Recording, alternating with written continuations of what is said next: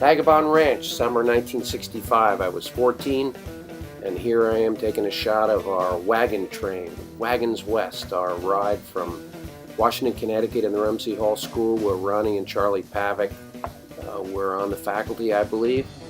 And here's our wagon train, a lot of vehicles. I should count them, but it looks like something like 15, 20. And here we are stopping for lunch in a state park, I think it was, somewhere in Michigan. Counselor walking by, Charlie Pavick.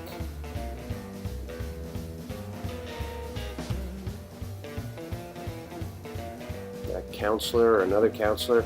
A lot of these people I do remember by sight, but I can't remember their names now, except of course Charlie.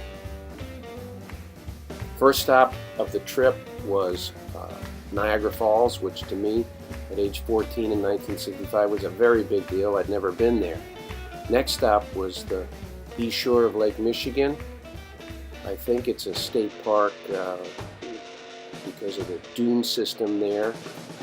And here we are in this exotic locale. That's my friend Steve Graham, who was my buddy that summer. And to me, this was a faraway land. I lived in New Jersey, and although I'd been to Vermont, there's the ferry from Ludington, Michigan to Manitowoc, I believe, Wisconsin, on our way out.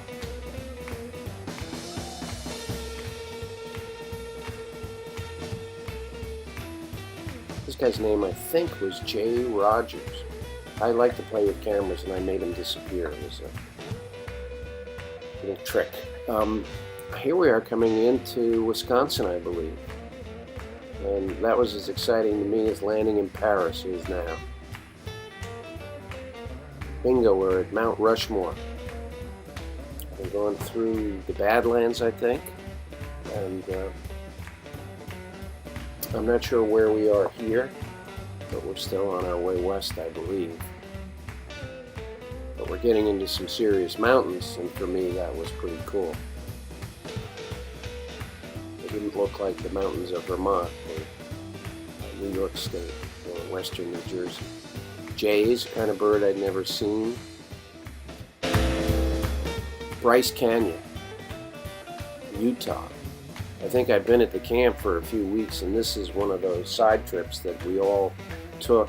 We had a choice, and I picked the Southwest, and it was a mini wagon train caravan, or maybe it was just a couple of cars, to a lot of the big national parks in the Southwest.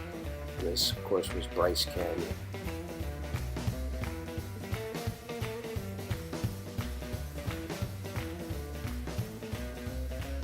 Brian Walker, he was another buddy, made him disappear there. Steve, who could make his ears pop back into place after he popped them out. There they go. Counselor, I forget his name, another counselor. We're still at Bryce, looks like. This is all shot with a wind-up Kodak Brownie movie camera on regular 8mm film that only gave you a minute and a half on each side, and you turn it over and expose the other side. The film was actually 16mm wide. Can't remember his name.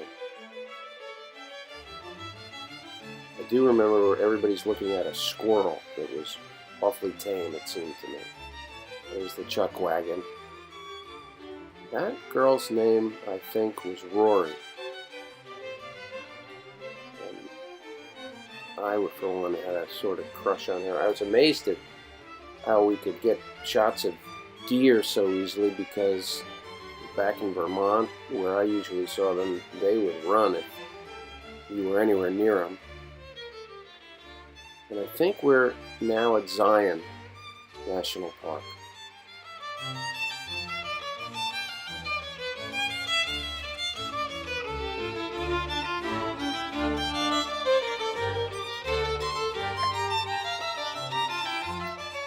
I remember there was a sign near this stream warning of flash floods, and if there were thunderstorms around, to be very wary, and that people had died up this stream because of the rapidity with which the water would rise.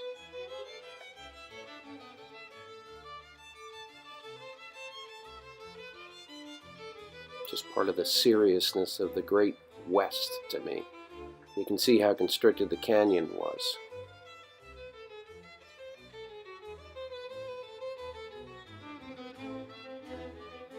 Deer all over the place, and pretty tame. That's part of our group on the other side of the stream. And there's the classic view at, not quite yet, at Zion. I guess this is the shot.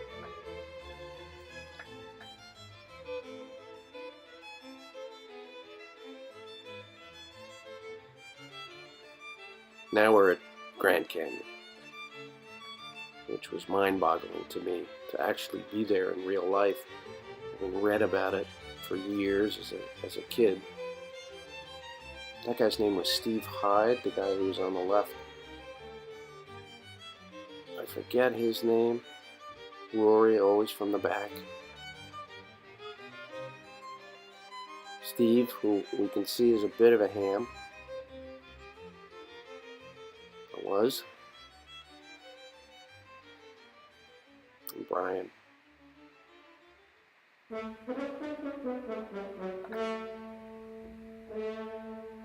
little hazy.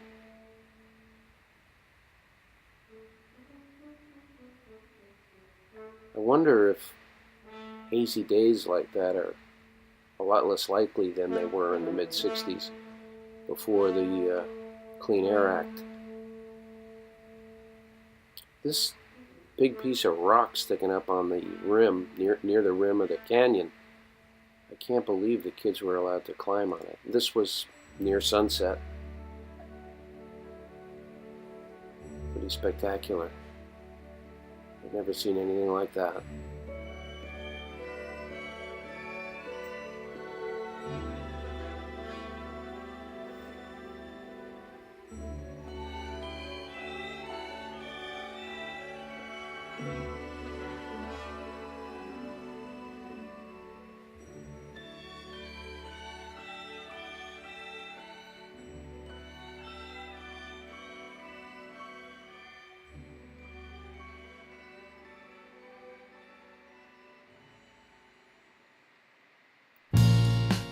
Banyo stop, we called it.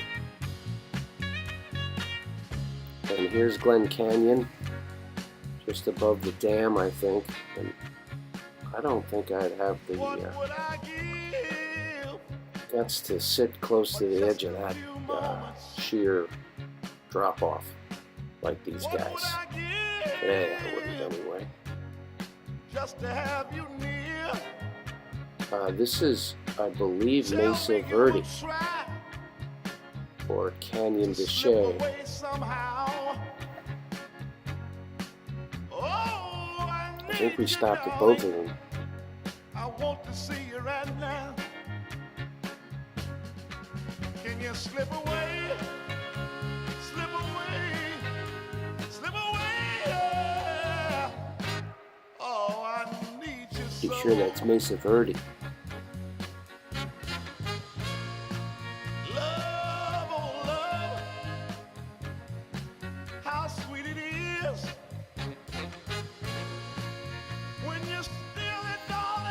I don't know, we were getting into the summer season, school was out, and the crowds back then are nothing compared to what you see now. Durango, Colorado, I believe. I forget where this old steam train went. Silverton. Went between Silverton and Durango. I think this is Durango. Little tourist act, cowboys shooting them up. Without him knowing you gone, then we could meet somewhere. I don't know. Somebody's on the ground there. Now we're at the ranch up near Grandy, Colorado. think this ranch was up pretty high. I don't know the elevation now. We regularly had, that was me, Steve, Brian, and that mitt, which I still have.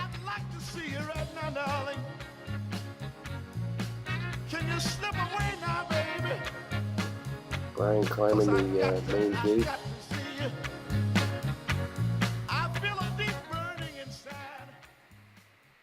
Would they let kids do stuff like this now?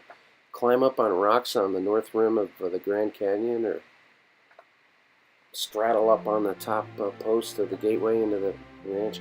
That was the main community building, I think. I believe at the time the Paveks lived upstairs. I forget this guy's name. He's a funny guy. There's Ronnie and Charlie. Looks like they're taking some parents on a tour. You can see the place where we all gathered for meetings, and that footridge of Mount Cascade where we would have cookouts, I remember. Mount Cascade. I think that went to 13,000. Now that's the cabin I lived in, I believe, way up on the edge of the settled area of the ranch. And that's looking downhill from it. I remember taking that truck in to get root beers at A&W in either Grand Lake or Granby. Can't remember which.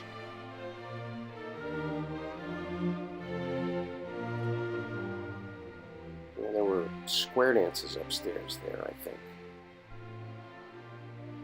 I forget what building that was called. Now we're on another little side trip. That guy's name was Dale, and I think he was a geologist. And we were taking a drive around the Rockies in north central Colorado. And I forget what the point of the trip was, but this is Corona Pass. And the roadbeds were all old railroad right-of-ways. And you're way up in the clouds, obviously. That's me.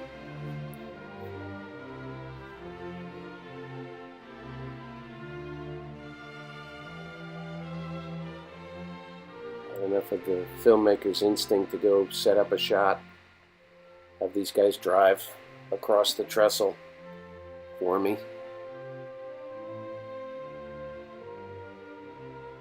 Steve Hyde and somebody. Serious country.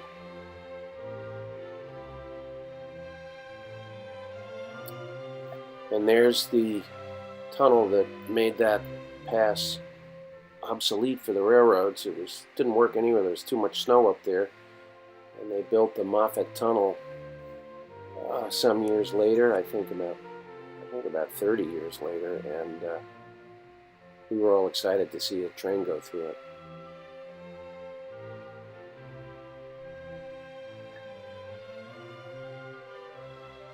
The Moffat Tunnel was like legendary. It was a very big deal to a 14-year-old.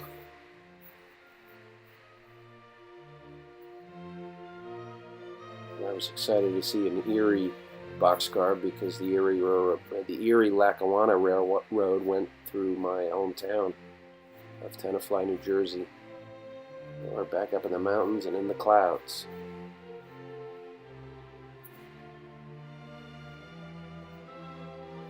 I thought it was amazing to be walking around at the level of the clouds. I don't know what this device is that we all found.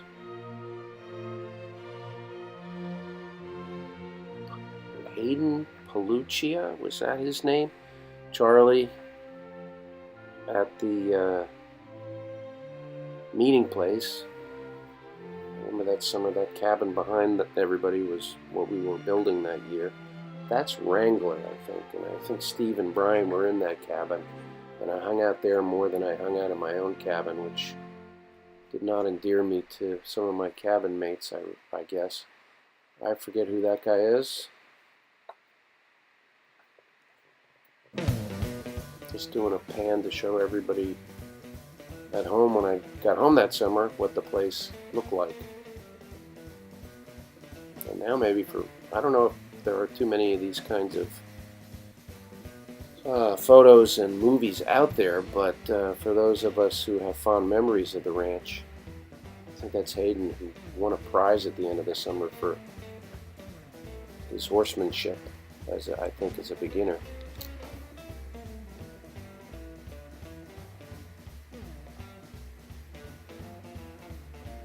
There he is.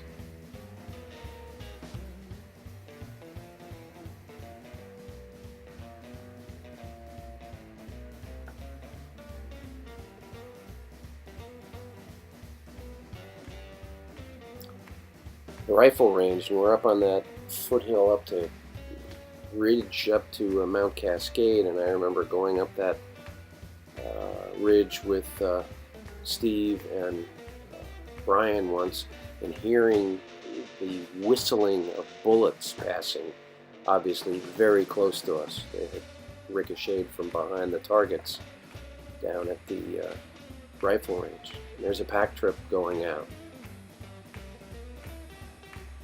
This summer it was. Pretty amazing. Another softball game. Looks like a home run.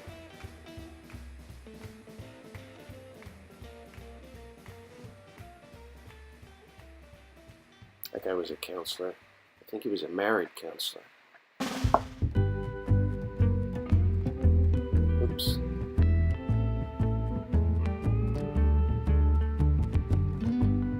I'll be seeing you Charlie in Pavitt's all daughter the coming to bat, I believe. familiar places She is. that this heart of mine And now one of the most exciting moments for all me, day who was obsessed with airplanes, was the ride home on a United Airlines in the DC-8 from small Denver to cafe, Newark.